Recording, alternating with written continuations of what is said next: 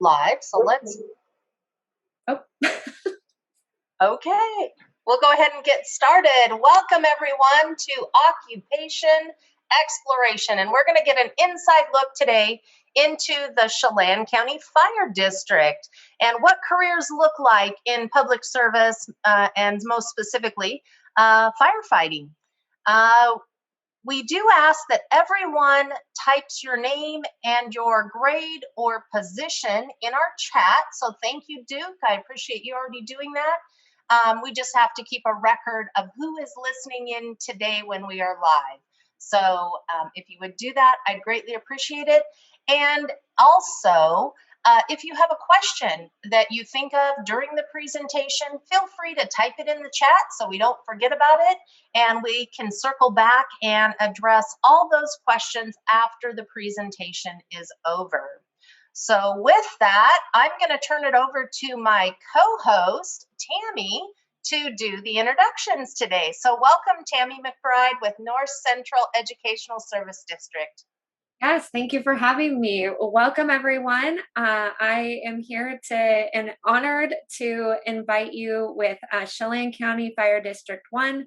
And we have two awesome, great people with us today, one of which is Chief Mcbride, and we also have Mr. Phelps with us. Let me grab our screen share here and let's get our presentation started. So again, on behalf of the North Central Educational Service District and Moses Lake Chamber of Commerce, I am happy to introduce you to Rick Mcbride, Chief Deputy Chief. Rick, do you want to take it away? Okay, will do, Tammy. Thank you. Thank you, everybody who's online listening to this presentation. Yes, Tammy and I are related. She's married to my nephew, and she's been a tremendous help for me in this new capacity I'm in. I got this moved into this position January of 2020, and we all know what happened about 2 months later. So this has been something I've been wanting to do, and Tammy and I were able to go out and have some coffee, and she opened the door for me to see what is possible. And so I'm very excited about being part of this. So thank you, Tammy, and thank you to North Central Washington ESD for allowing this to take place. So if you want to, we can start right now. Okay. Next slide, please. There we go. So who are we? We're Chelan County Fire District 1. It says we were established in 1943. I would like to also share that the city of Wenatchee, who was my previous employer, we became annexed into the fire district about 5 years ago. And the city of Wenatchee Fire Department was actually one of the first fire departments in central Washington.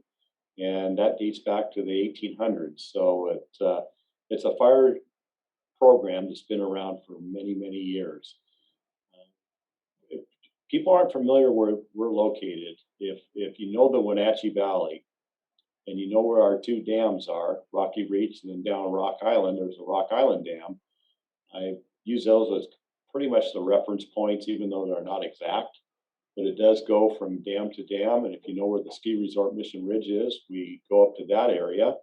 And then if you know the south end of Wenatchee, or sometimes I refer to, if people know where Crescent Bar is, if you look across the river, you'll see a mountain. That's basically where we end. So we cover 70 square miles. We run on around 3,000 calls a year, and we cover everything from bread and butter structure fires to medical aid calls to the special ops division covers the water rescue confined space. And the department's working with other agencies right now to form a regional hazmat team. Let's see. I'm trying to remember if I'm covering everything. So let's see, we go ahead and move on. Actually, we'll stay on this slide because I like to read our mission. So our mission is to save lives and property with professionalism through pride, commitment, and compassion. And that's something our fire chief believes in. We all believe in it. And from day one of our resident academy, this is something that is impressed upon our recruits, that this is who we really are. So we'd like to flip the slide to the next, please.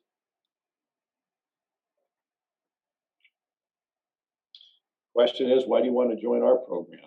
Let me tell you, we have housing available for out-of-town recruits. If you have family that lives in this area, Wenatchee, East Wenatchee area, we ask that you basically are on a waiting list to move into one of our bedrooms, because we do have several people from outlying areas like Western Washington or Far East that may need to have a bedroom. Zach Phelps was one of them. His family lives out of the community, so he was afforded a bedroom at the fire station. We had a recruit that actually was from New York, the state. So you can understand that when people have family that don't live that far away, they would be given preference versus those who live here in our own community.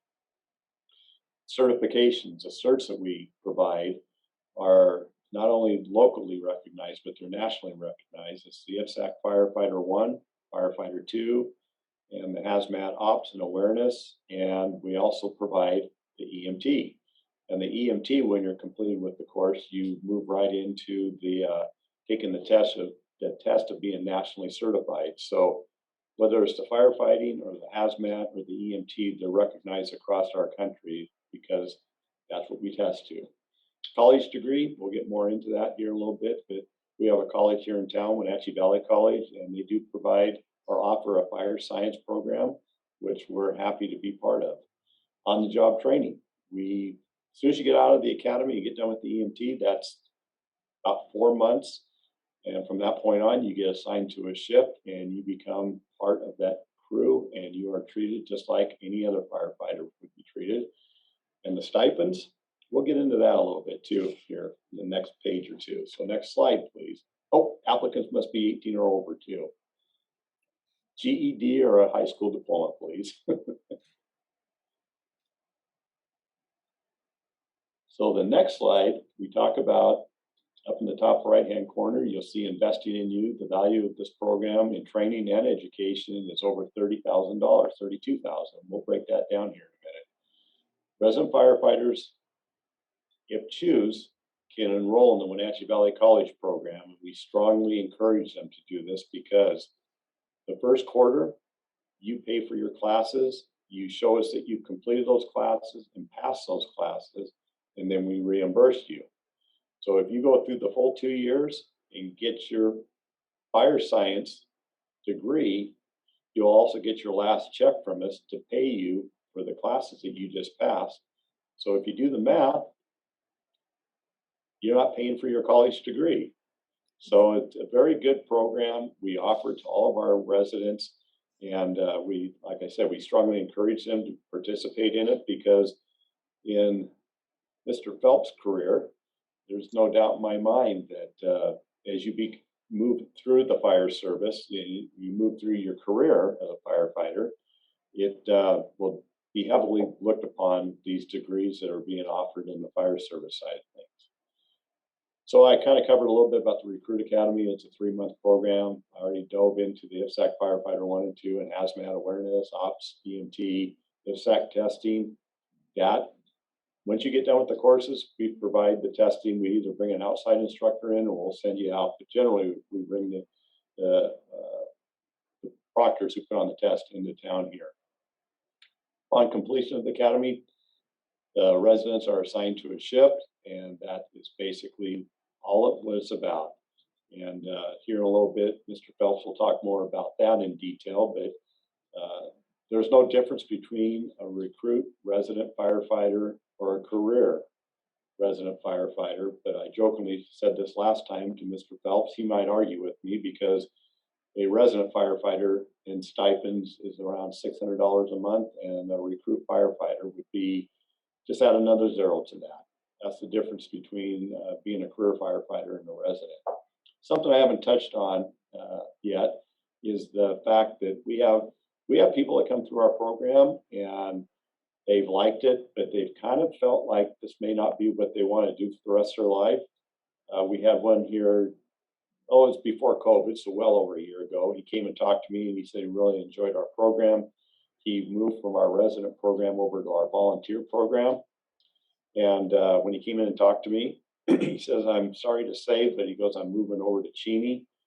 his girlfriend, who he said was going to soon to be his, he was going to get engaged to her. I don't know if he has or hasn't, but he wanted to move over there and be closer to her. She's going to school at Eastern, and he found a job, and he asked about the volunteer program, and I said, you bet, they've got a very good volunteer program over there.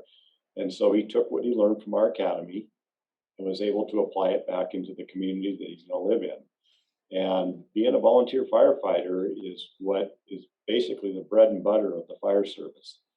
And with our volunteers that we have here, if you choose to go after your 2 years here as a resident and you choose to continue on testing, you can stay as a resident, you can switch over and become a volunteer for our organization, or wherever you may want to live. I would encourage you to stay in the volunteer program, just because you'll find out that the rewards that you get is incredible, but what you're doing for your fellow community member is absolutely invaluable. So I think that covers that slide. So let's go to the next one. Well, there's the application. That's what it looks like. And if you go to our website, chelancountyfire.com, you'll see on the tab, there will be an information tab. I think that's on the next slide, if I remember right. Yes, the next slide, please.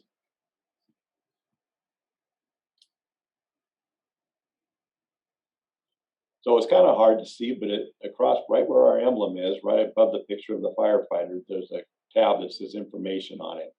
And all you have to do is click on that. When you scroll down, you'll see resident, and you will click on that. And at the bottom of that page is where our application is. You click on it, print it off, and if you're really good with the computer, you'll be able to fill it out and do what people do, which I'm still trying to figure out how to do that, but you get it back into some folder, and you can electronically email it to us. You can put it into an envelope and mail it to us, or you can come by the fire station and drop it off. If you come by, please call ahead of time. I'll set up an appointment, and I'll be more than happy to give you a tour of not only our new headquarters station, but I'd be happy to take you out to our training facility where you will live for 3 months and go through the program. So anyway, that's where it's at. And there's another tab there, but let's go ahead and switch the slide over.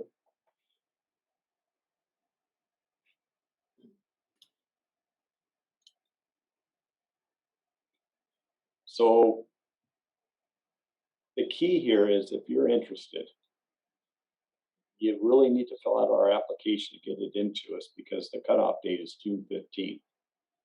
And I encourage people who are thinking, I'm kind of interested in this, I think I want to give it a try. Fill out the application, send it in to us. If you're thinking, I'm not sure if I want to do this, you can call me, and I'll tell you again, please fill out an application and get it into us, because once your application arrives here, we put it into a folder, and a couple of days after June 15th is when we send our invitation out and get you started in our process. Our process is going to be basically a two-step. We do not do a written test to get into our program, because we feel that that portion can be done when you decide to start taking tests for career jobs.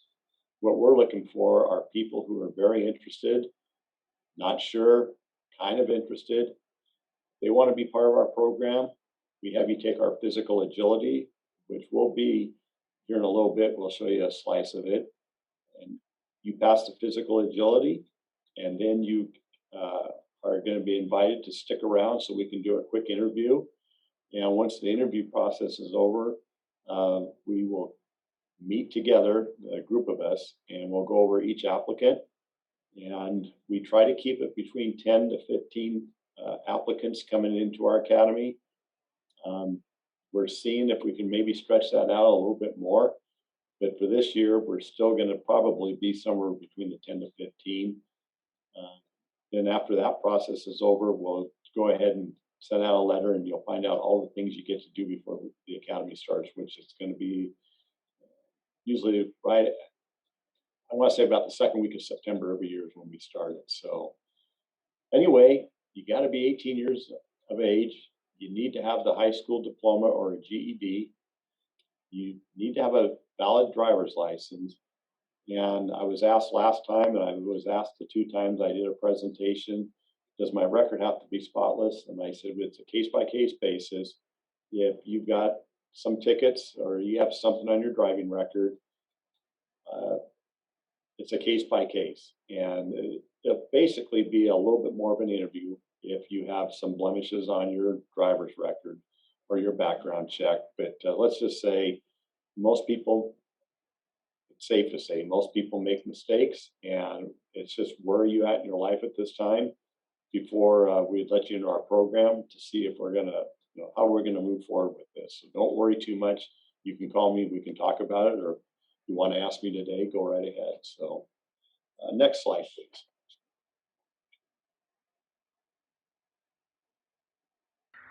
So I'll turn this physical agility over to our Resident Firefighter, Phelps, and he can talk a little bit. This is just an excerpt out of what our full physical agility looks like. Zach? Yeah. We can just take a second. We'll just watch this.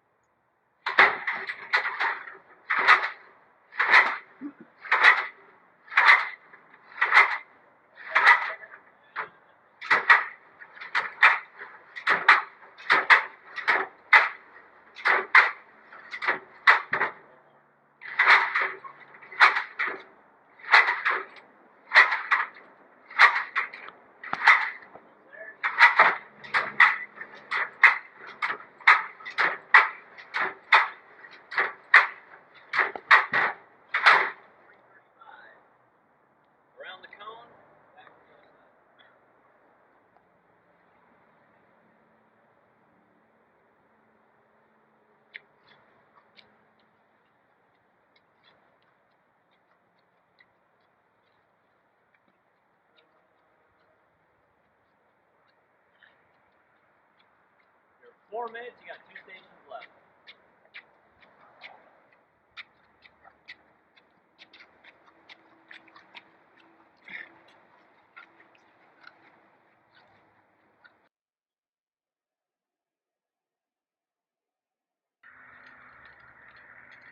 Yeah, so as you can see, those are just a couple activities that you have to be able to perform to be a firefighter. It's incredibly important that you're physically able and you're physically fit to be a firefighter. So if you could hear Captain Sousley in the background, or he was walking around with the candidate there, you're timed while they put you through a certain amount of drills that are going to make sure that you're able to become or able to be a firefighter. So I can't remember the exact time that you need to hit, but it's all lined out online and everything for you. As for me, being a resident, my background, I'm 22, so I decided right out of high school that I was going to go to college and stuff. So I went to Western up here in Bellingham, and I decided that I think I took a career test about midway through my 3rd year up in Western, and one of the top job choices for me was firefighting, and so I decided I was really interested in it and was kind of just looking for a way to learn more. And luckily enough, I was taking a leadership class at the same time. And one of those, an option for me to do that was leadership in the fire service. So being from Chelan, I was able to interview all sorts of people around the Chelan County, people who are leaders in the fire service, and Chief Mcbride was willing to give me an interview, and it was pretty eye-opening for me. And at the end of the interview, he asked me if I was interested in joining the resident program. I kind of asked him what a little bit more about that was, and basically how he put it to me was, it's one of the fastest ways that you can get every single certificate that you need to get a career fire job in a little amount of time as possible. And that was really intriguing for me, especially because you're not just going to get your certificates, but you're going to get really good on the job training as well. And so basically you get through your academy. It just takes about 3 months, and yeah, you have to live out in Malaga, but it's Monday through Thursday, and then you get your weekends off. But when you get into the thick of it, you realize your 3 days off are mostly spent studying, because those certificates are really, really important, and you need to be able to pass all that. There's a couple people in our academy that didn't pass all their certificates the first time through testing. And it's not a big deal. It happens to people, but it's just another thing that you got to get out of the way and kind of get the stamp of approval before you get the opportunity to become a career firefighter. And then as far as day to day for me, it's a really cool deal to be able to start out on shift, because you kind of get your family away from family, sort of. I didn't realize how fast I was going to mesh with my crew, and when I started my shifts and stuff, but you really get to spend a lot of time with each and every one of them. Some of us, so we're all assigned to a captain, and then some of us get 1 or 2 firefighters along with our captain. And for me, I got 2 firefighters, and one of them was my instructor during academy. So it was really cool to go seeing from him from instructor Marcuson to now I just call him Marcuson, because we've become pretty good buddies over the course of these past couple months. And then the stipends as well. Yeah, you're not making a ton of money here, but it's not really what this program is set up for.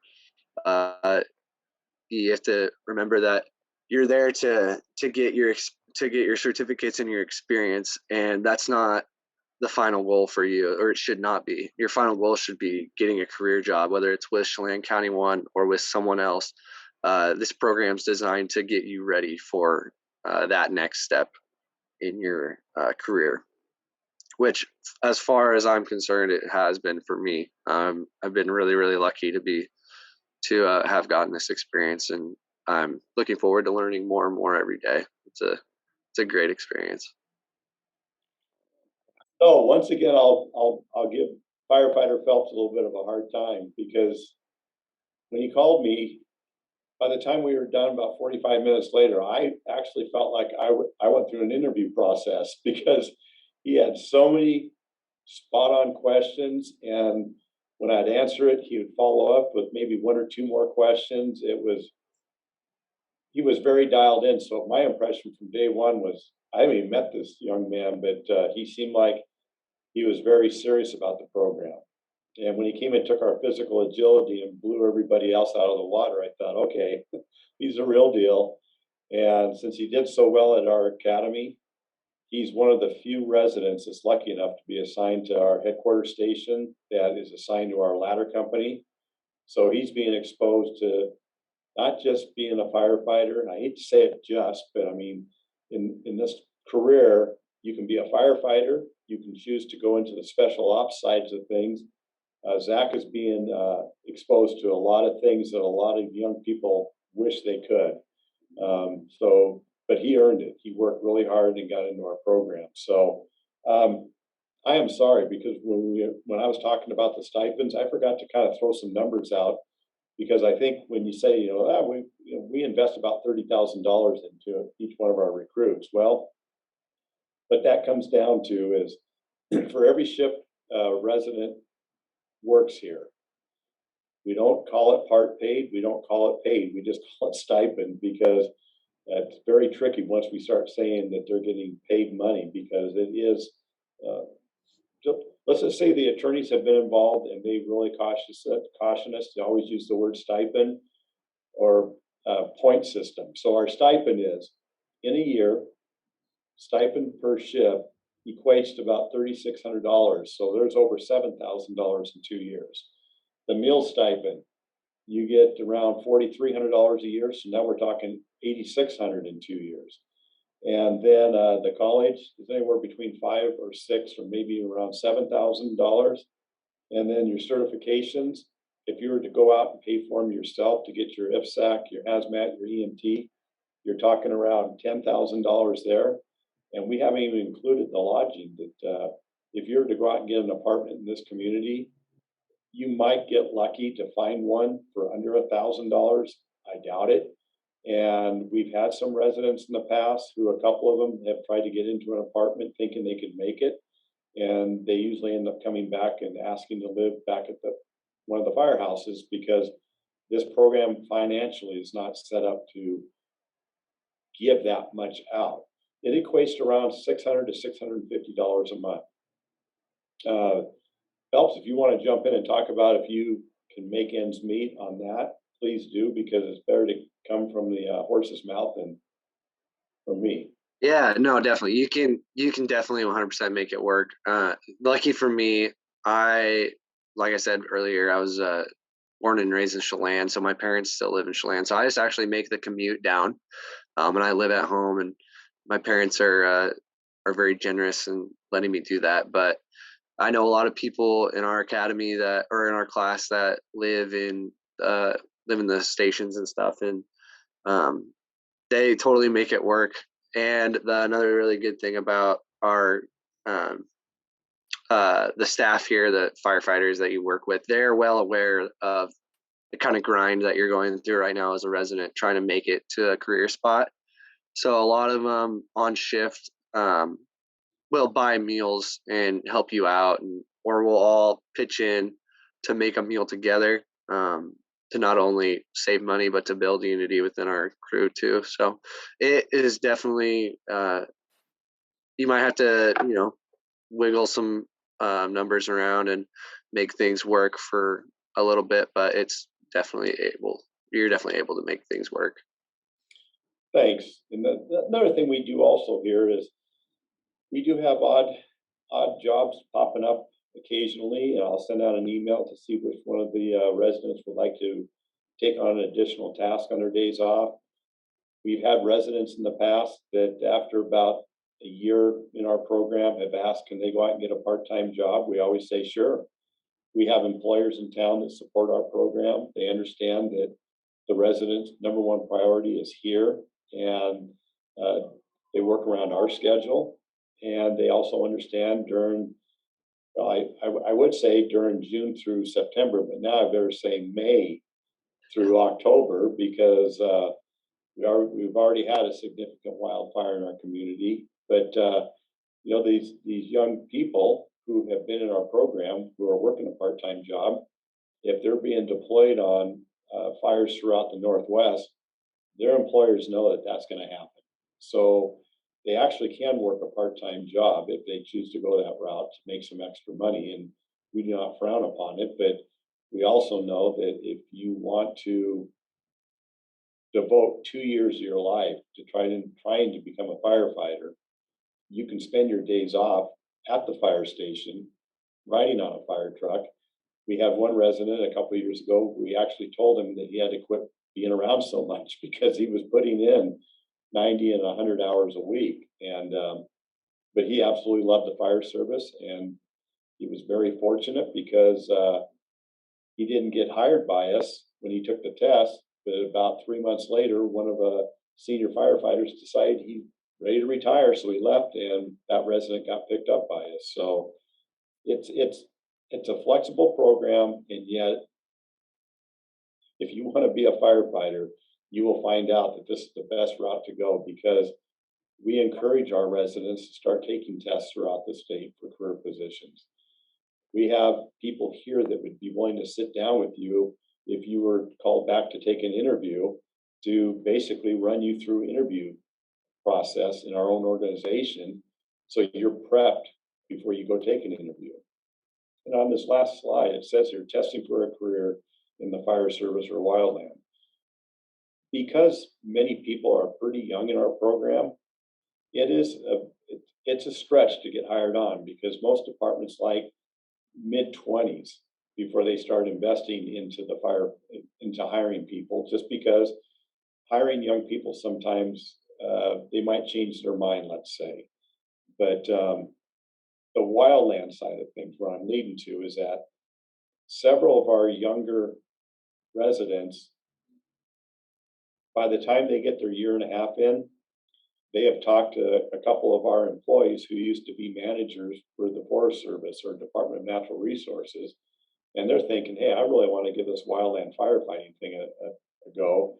And with the members we have working for us, and because of such great reputations they had where they used to work, the name drops on applications sometimes help people get picked up right away. And we've got past residents and current residents who are either in Chelan or Colville, there's Yakima, I believe, or the Yakima base. We got several of them picked up for this summer, so there's that opportunity also.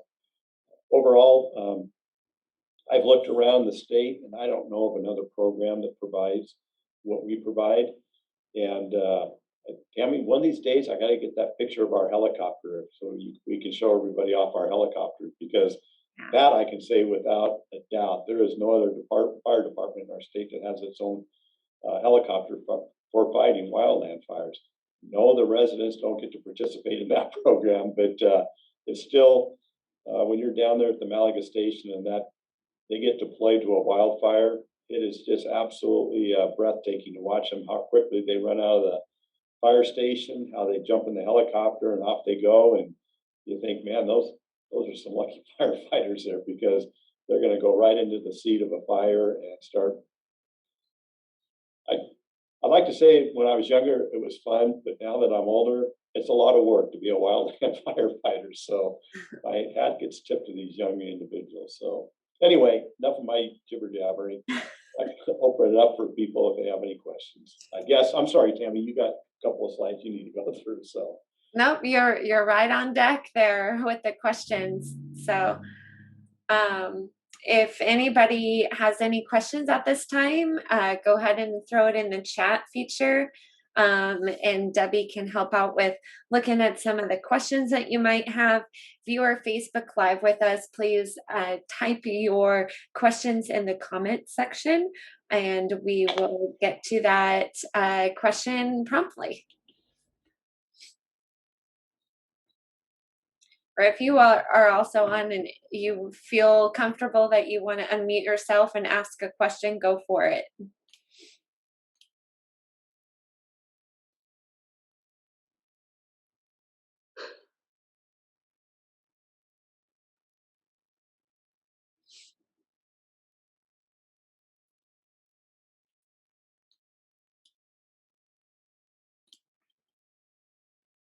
You guys must have done such an amazing job with the presentation. We're not seeing any questions, so good job. I have a question for Mr.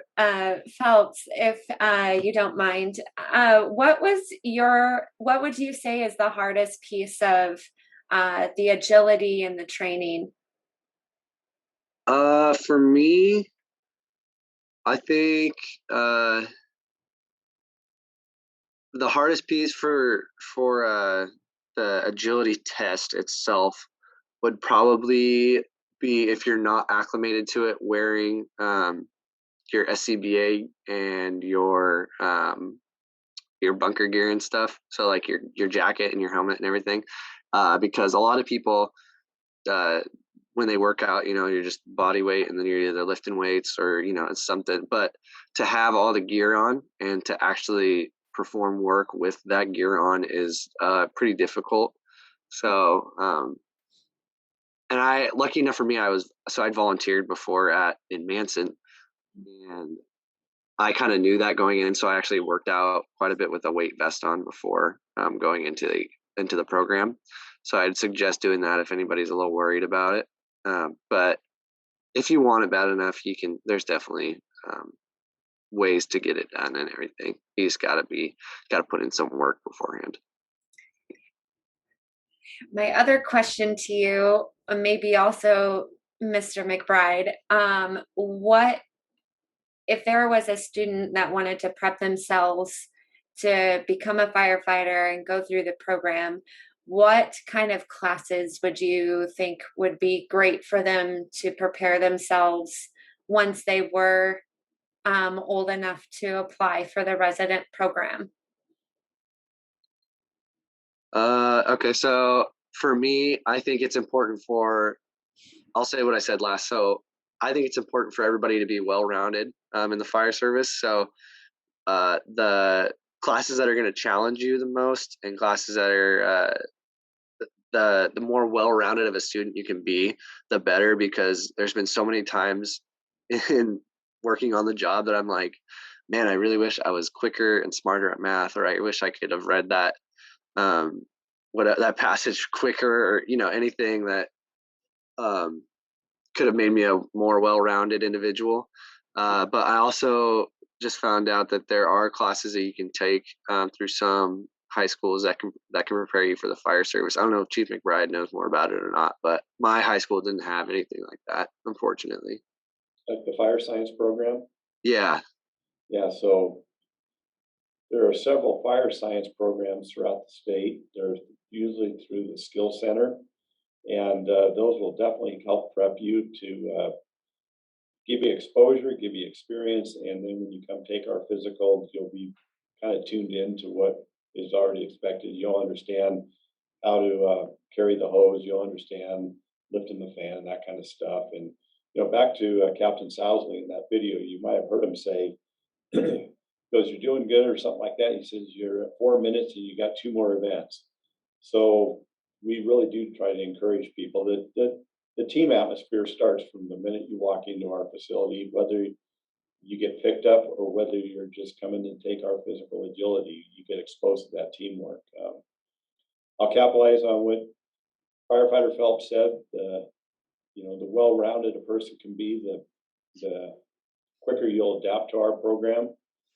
If I would have been into a program like this right out of high school, I know I would have struggled. I was a volunteer, and I was fortunate enough to be part of a newly formed resident program where I had been volunteering with, so I was exposed to that. But my 2-year degree in college is what really helped me prepare for taking fire department exams, because I realized it's not an easy process, but if your heart's in the right place and your mind's in the right place, you will get hired on. In saying that, from day one from our academy, we are stretching and pushing people, many of them, to their limits. And it's not to weed anybody out, because we want to see everybody succeed. But our program is designed to get people mentally and physically prepared for the fire service, because in little over 4 months from the day you walk in, you will be on a fire engine. And we don't ever say, "Oh, that person's just a resident."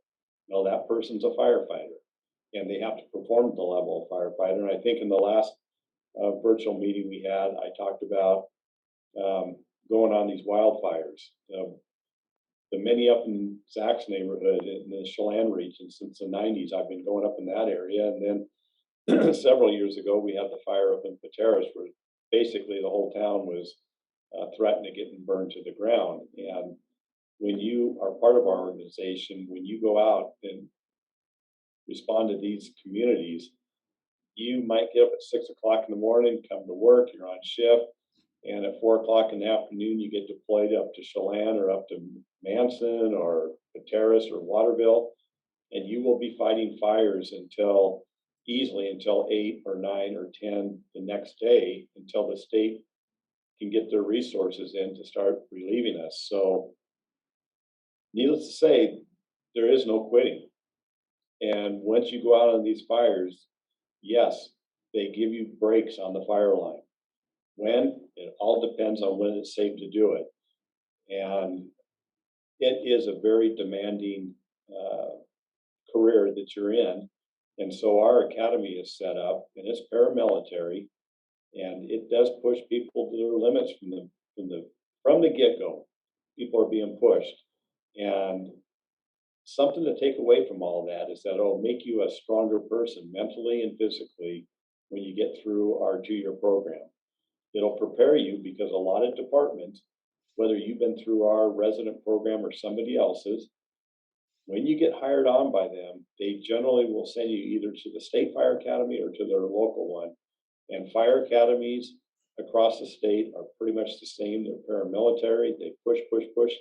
So when we were forming ours, actually, I should say when we were revamping our resident program, we decided to model it after the State Fire Academy, which many of our captains and firefighters are certified state instructors. So whether they're teaching at the academy or at North Bend, the state academy, or they're teaching here, they're getting the same quality of instructing because, like I said, our instructors are certified. And it's just, I like to brag, and I love to brag about our program because it is by far, I won't say by far because we do have a neighboring department that has a resident program, but we have a very, very strong resident program that we have been very successful with. And if you want to become a career firefighter, I think your best shot's going to be coming through our program. So enough of my sales pitch. So we do have a couple questions in the chat. So what type of physical activity can we expect from the academy? Go ahead, Zach. Who asked that one? Is it Duke? That would Hey, be Duke. Duke. Duke, do you go to Kashmir? Is that what I saw? Do you play football? You know, 2 days at the beginning of the season. Yeah.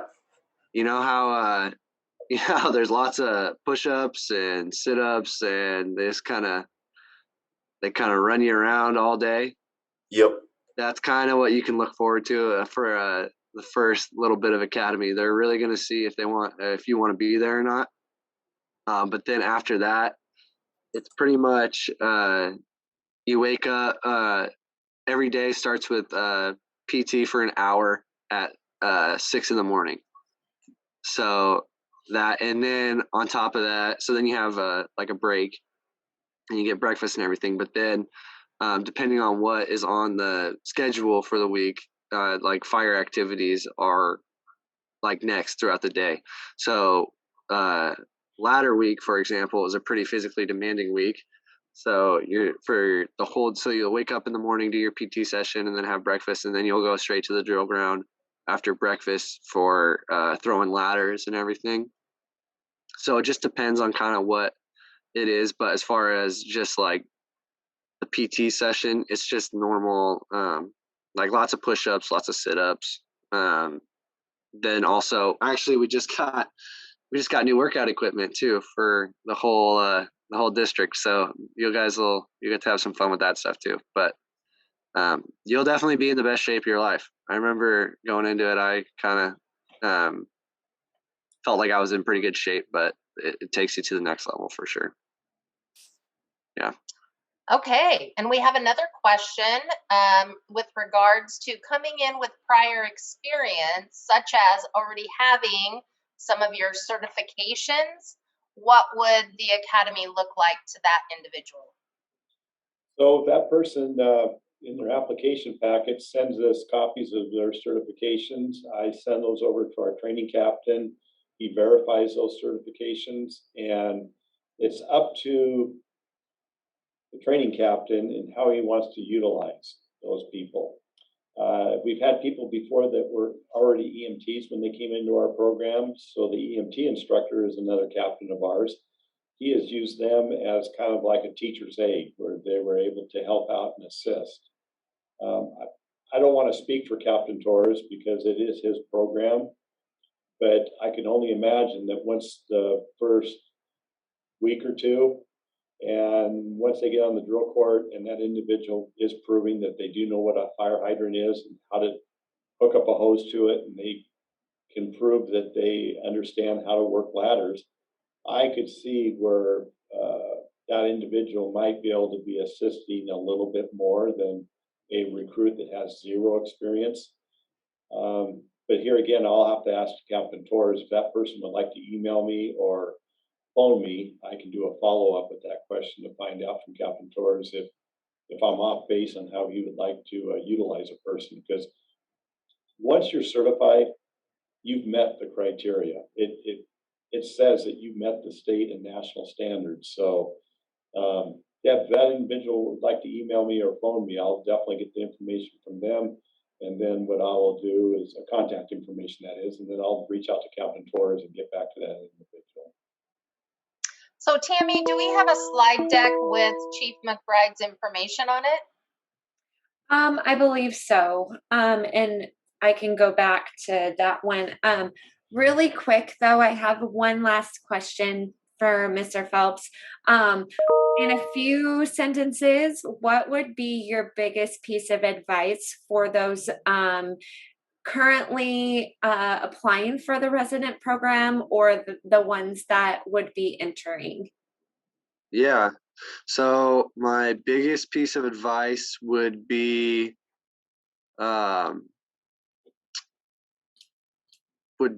to mentally prepare yourself to treat this like it's the beginning of your career, because you'll soon find out that if you want to do this as a career, that it takes it you can't just get by doing the minimal effort, or putting in the minimal effort. So come in with a really good attitude, and come in with the attitude that you're ready to learn, and come in trying to make something better every day, and then trying to learn something new every day, and you'll be just fine. Okay, my other question, what would you tell so if you could go back in time, what would you tell yourself when you were just getting in and applying for this resident program? Now that you've gone through everything, like, would there be anything you would tell yourself? Yeah. I think I would tell myself, I think I'd tell myself to work out a little longer during the day than I did. Just because the physical aspect of the academy kind of creeped up on me a little bit. But to put a little more in physically, and then also to just kind of, if there were any books that I could have read to kind of like the IFSAC books, if I could have got my hands on a couple of those, I would have read those, and kind of started to get a little ahead of it. Okay. Yeah. Good stuff. Very good. So Ryan, please note that we do have the screen up with contact information for Chief McBride right now. So please make a note of that. And again, I just want to emphasize, reach out, open that communication, that dialogue, let them know where you're at, what you're coming in with, and then they can kind of pave the way for you from there. So, okay. Any other questions? I'm not seeing any questions popping up on Facebook Live right now, but I do see that we have somebody watching from Egypt. So this is an international program today. Awesome. Very cool. Okay. So last but not least, we have actually all of our stuff and recordings and videos. We record everything when we throw them on our YouTube channel. Don't forget to subscribe with us. There you will see all of the virtual Meet the Employers and occupation explorations, as well as other career panels and career connected learning resources that we have on our channel. It's the Career Connect Washington North Central YouTube channel, and the bit.ly is there for you. All righty. Well, thank you, everyone. We appreciate you all jumping on it and spending this last 50 minutes or so with us. Thank you, Chief McBride, and thank you, Zach, for giving us just an inside look into what firefighting careers look like and the training looks like. We appreciate your service, public service, and doesn't every little boy want to be a firefighter? Maybe girls too. So, so anyhow, thank you everyone for joining us today. As Tammy mentioned, it is recorded, it is archived. So if you didn't get that bit.ly, you could always reach out to us and we can share that with you. So thank you everyone. Have a wonderful day, and we'll see you at the next occupation exploration next school year. Thank Thank you. you, everybody. Thank you.